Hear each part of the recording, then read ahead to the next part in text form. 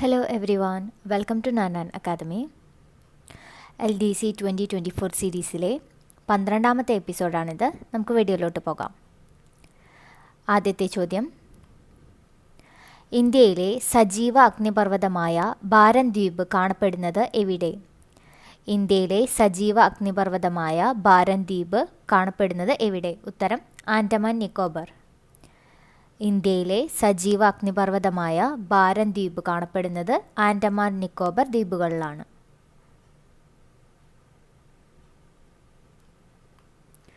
അടുത്ത ചോദ്യം, ഇന്ത്യയിലൂടെ കടന്നുപോകുന്ന പ്രധാനപ്പെട്ട അക്ഷാംശരേഖ. ഇന്ത്യയിലൂടെ കടന്നുപോകുന്ന പ്രധാനപ്പെട്ട അക്ഷാംശരേഖ ഏതാണ്? ഉത്തരം ഉത്തരായന രേഖ. ഇന്ത്യയിലൂടെ കടന്നുപോകുന്ന പ്രധാനപ്പെട്ട അക്ഷാംശരേഖ ഏതാണ്? ഉത്തരായന രേഖയാണ് ഇന്ത്യയിലൂടെ കടന്നുപോകുന്ന പ്രധാനപ്പെട്ട അക്ഷാംശരേഖ.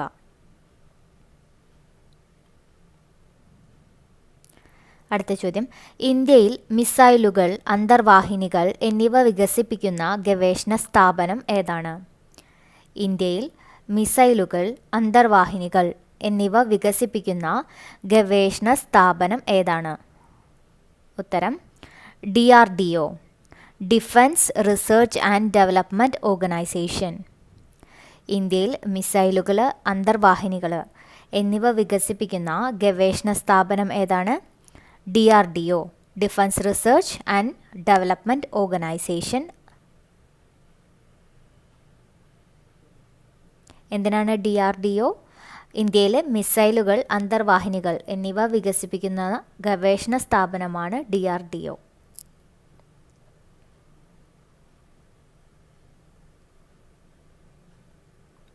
അടുത്ത ചോദ്യം, പഞ്ചായത്തി രാജിൻ്റെ പിതാവ് എന്നറിയപ്പെടുന്നത്? പഞ്ചായത്തി രാജിൻ്റെ പിതാവ് എന്നറിയപ്പെടുന്നത് ബൽവന്ത് റായ് മേത്ത. പഞ്ചായത്ത് രാജിൻ്റെ പിതാവ് എന്നറിയപ്പെടുന്നത് ബൽവന്ത് റായ് മേത്ത.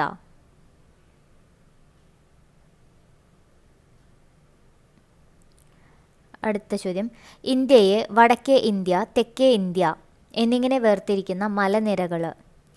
ഇന്ത്യയെ വടക്കേ ഇന്ത്യ, തെക്കേ ഇന്ത്യ എന്നിങ്ങനെ വേർതിരിക്കുന്ന മലനിരകൾ ഏതാണ്? ഉത്തരം വിന്ധ്യ പർവ്വതനിരകൾ. ഇന്ത്യയെ വടക്കേ ഇന്ത്യ, തെക്കേ ഇന്ത്യ എന്നിങ്ങനെ വേർതിരിക്കുന്ന മലനിരകൾ ഏതാണ്? വിന്ധ്യ പർവ്വതനിരകളാണ് ഇന്ത്യയെ വടക്കേ ഇന്ത്യ, തെക്കേ ഇന്ത്യ എന്നിങ്ങനെ വേർതിരിക്കുന്നത്.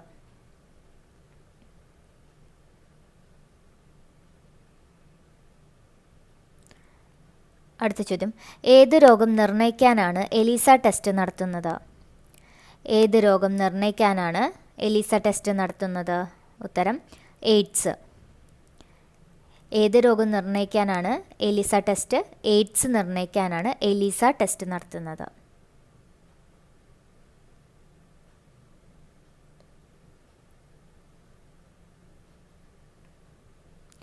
അടുത്ത ചോദ്യം, ഇന്ത്യയുമായി അതിർത്തി പങ്കിടുന്ന ഏറ്റവും ചെറിയ രാജ്യം. ഇന്ത്യയുമായി അതിർത്തി പങ്കിടുന്ന ഏറ്റവും ചെറിയ രാജ്യം. ഉത്തരം ഭൂട്ടാൻ. ഇന്ത്യയുമായി അതിർത്തി പങ്കിടുന്ന ഏറ്റവും ചെറിയ രാജ്യം ഏതാണ്? ഉത്തരം ഭൂട്ടാൻ.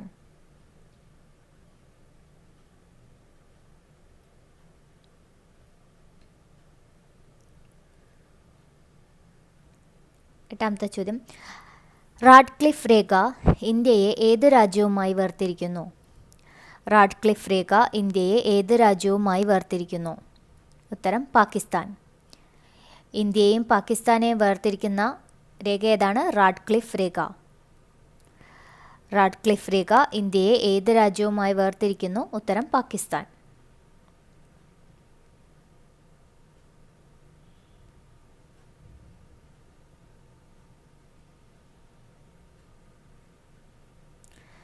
ഒമ്പതാമത്തെ ചോദ്യം, ഡോക്ടർ പൽപ്പു ആരെയാണ് ചിന്നസ്വാമി എന്ന് വിളിച്ചിരുന്നത്? ഡോക്ടർ പൽപ്പു ആരെയാണ് ചിന്നസ്വാമി എന്ന് വിളിച്ചിരുന്നത്? ഉത്തരം കുമാരനാശാൻ. ഡോക്ടർ പൽപ്പു ചിന്നസ്വാമി എന്ന് വിളിച്ചിരുന്നത് ആരെയാണ്? കുമാരനാശാനെയാണ് ഡോക്ടർ പൽപ്പു ചിന്നസ്വാമി എന്ന് വിളിച്ചിരുന്നത്. ചിന്നസ്വാമി എന്നറിയപ്പെട്ടിരുന്നത് കുമാരനാശാൻ. ഡോക്ടർ പൽപ്പു അദ്ദേഹത്തെ വിളിച്ചിരുന്നതാണ് ചിന്നസ്വാമി.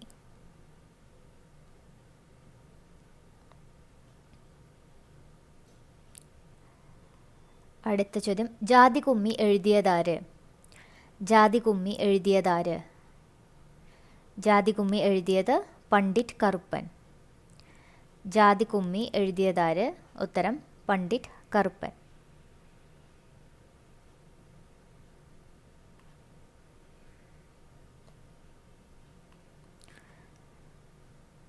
അടുത്ത ചോദ്യം, ഇന്ത്യയിൽ വോട്ടിംഗ് പ്രായം 21 നിന്നും 18 മാറ്റിയ ഭേദഗതി.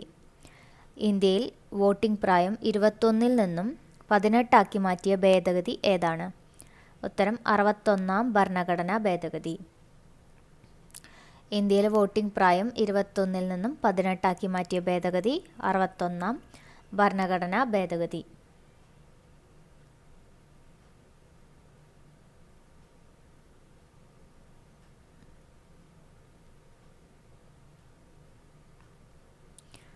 അടുത്ത ചോദ്യം, പ്രകാശത്തിന് ഏറ്റവും കൂടുതൽ വേഗതയുള്ളത് ഏത് മാധ്യമത്തിലാണ്? പ്രകാശത്തിന് ഏറ്റവും കൂടുതൽ വേഗതയുള്ളത് ഏത് മാധ്യമത്തിലാണ്? ഉത്തരം ശൂന്യതയിൽ. പ്രകാശത്തിന് ഏറ്റവും കൂടുതൽ വേഗതയുള്ളത് ഏത് മാധ്യമത്തിലാണ്? ഉത്തരം ശൂന്യതയിൽ.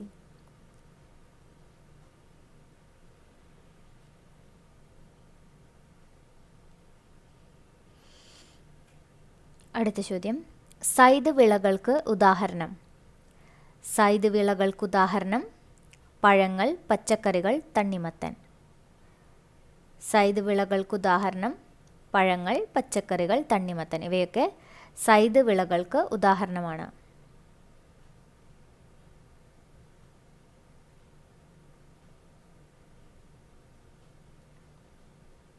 പതിനാലാമത്തെ ചോദ്യം, ഇന്ത്യക്ക് ഒരു ഭരണഘടന വേണമെന്ന ആശയം ആദ്യമായി മുന്നോട്ട് വെച്ചത് ആരാണ്? ഇന്ത്യക്ക് ഒരു ഭരണഘടന വേണമെന്ന ആശയം ആദ്യമായി മുന്നോട്ട് വെച്ചത്? ഉത്തരം എം.എൻ. റോയ്. ഇന്ത്യക്ക് ഒരു ഭരണഘടന വേണമെന്ന ആശയം ആദ്യമായി മുന്നോട്ട് വെച്ചത് എം.എൻ. റോയ്.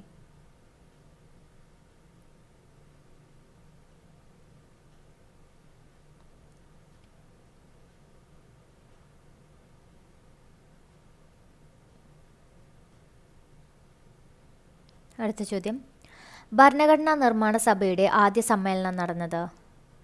ഭരണഘടനാ നിർമ്മാണ സഭയുടെ ആദ്യ സമ്മേളനം നടന്നത് 1946 ഡിസംബർ 9. ഭരണഘടനാ നിർമ്മാണ സഭയുടെ ആദ്യ സമ്മേളനം നടന്നത് 1946 ഡിസംബർ 9. അടുത്ത ചോദ്യം, ആമുഖത്തെ ഭരണഘടനയുടെ ആത്മാവ് എന്ന് വിശേഷിപ്പിച്ചത് ആരാണ്? ആമുഖത്തെ ഭരണഘടനയുടെ ആത്മാവ് എന്ന് വിശേഷിപ്പിച്ചത് താക്കൂർദാസ് ഭാർഗവ. ഭരണഘടനയുടെ ആമുഖത്തെ ഭരണഘടനയുടെ ആത്മാവ് എന്ന് വിശേഷിപ്പിച്ചത് താക്കൂർദാസ് ഭാർഗവ.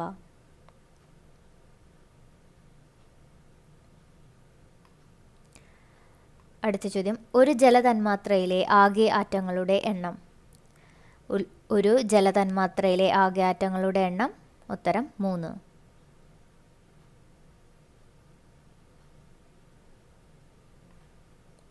18ാമത്തെ ചോദ്യം, ഹൈഡ്രജൻ്റെ പ്രധാന ഐസോടോപ്പുകൾ ഏതൊക്കെയാണ്? ഹൈഡ്രജൻ്റെ പ്രധാന ഐസോടോപ്പുകൾ protium, deuterium, tritium. Protium, deuterium, tritium ഇവ ഹൈഡ്രജൻ്റെ ഐസോടോപ്പുകളാണ്. ഏതെല്ലാമാണ് ഹൈഡ്രജൻ്റെ ഐസോടോപ്പുകൾ? Protium, deuterium, tritium.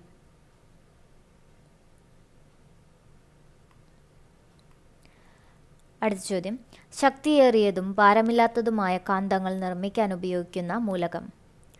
ശക്തിയേറിയതും ഭാരമില്ലാത്തതുമായ കാന്തങ്ങൾ നിർമ്മിക്കാൻ ഉപയോഗിക്കുന്ന മൂലകം?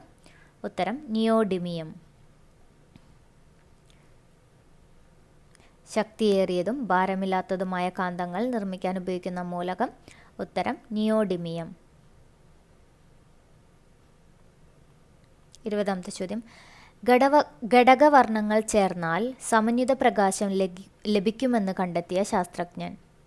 ഘടകവർണ്ണങ്ങൾ ചേർന്നാൽ സമന്വിത പ്രകാശം ലഭിക്കുമെന്ന് കണ്ടെത്തിയ ശാസ്ത്രജ്ഞൻ? ഉത്തരം ഐസക് ന്യൂട്ടൻ.